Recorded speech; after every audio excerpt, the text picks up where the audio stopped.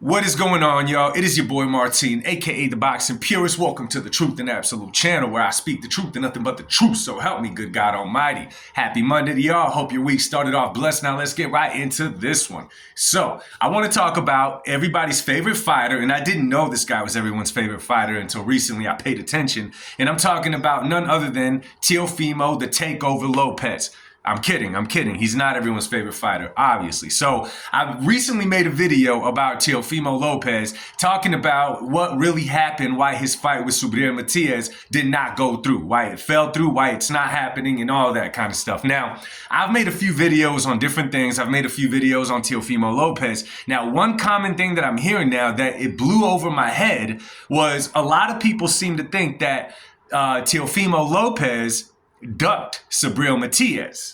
Now, I didn't even consider this in the beginning. Reason being is because I never saw Subriel Matias with more than a puncher's chance against a Teofimo Lopez. Okay, but I'll get into that in a second. So I'm going through the comments. I'm having different conversations with different people about Teofimo Lopez. Now, one common thing about Teo, and guess what? I was the same way once upon a time, pre-Lomachenko Teo. You know what I'm saying? Pre-Lomachenko Teo. I thought that he talked too much for having no accomplishments in the game, right? And at that point, since I already had this picture painted of him, I just didn't pay him no mind. I didn't want to give him no credit. He just annoyed me. You know what I'm saying? Once upon a time.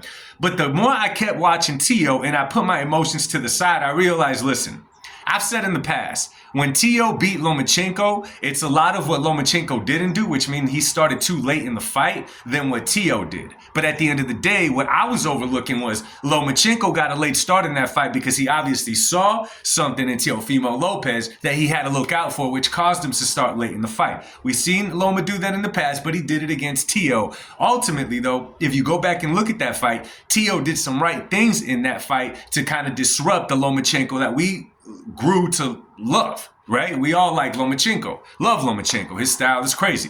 Anyways, so I'm going through a lot of the comments. I'm having a lot of conversation, and it's really common that many people don't think it has anything to do with the money, don't think it has anything to do with anything. A lot of people just think that Teofimo Lopez didn't want the smoke with Subriel Matias. Now, it took me a while to actually take this one in, okay? Because, unfortunately, man, in the world today, when it comes to boxing especially, the word duck is thrown around like crazy. I mean, it's thrown around like crazy. Fights don't get made for some reason. We assume duck.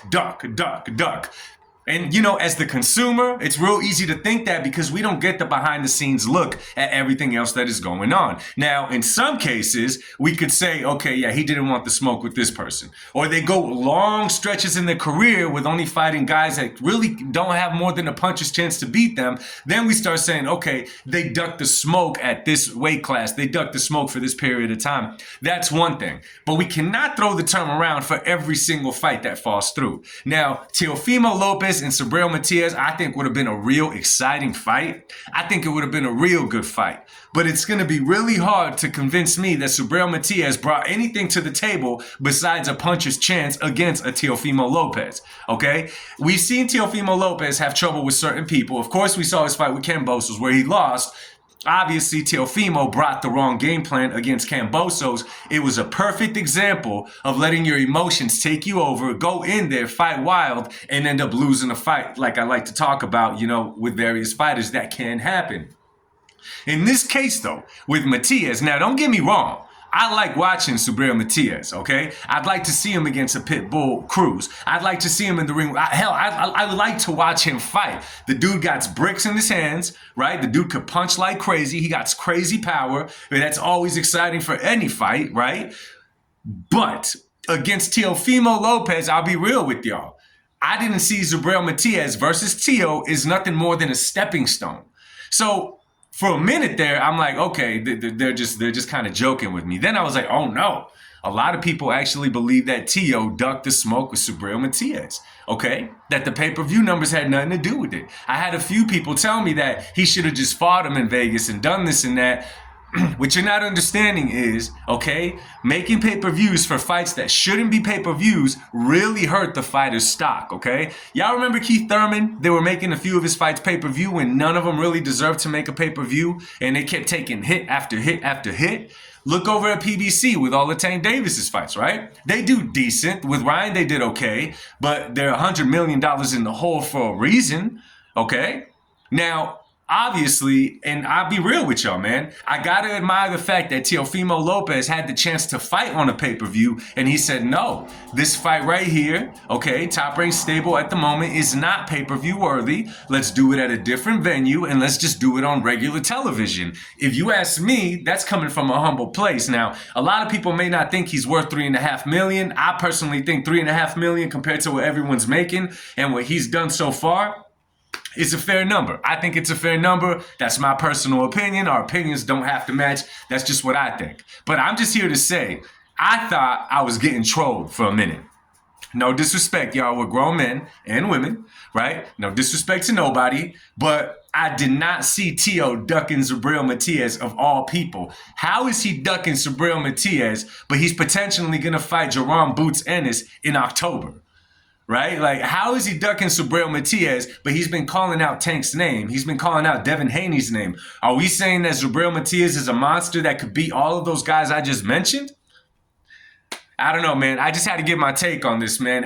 Again, it caught me blindsided, okay, because this isn't just in my comment section. This is like on social media. This is people I have talks with, and I get it. Teofimo Lopez, man, could rub people off the wrong way, okay? He says some things that people don't like, and he's out there. I totally understand that. But let's talk about Teofimo Lopez in the ring.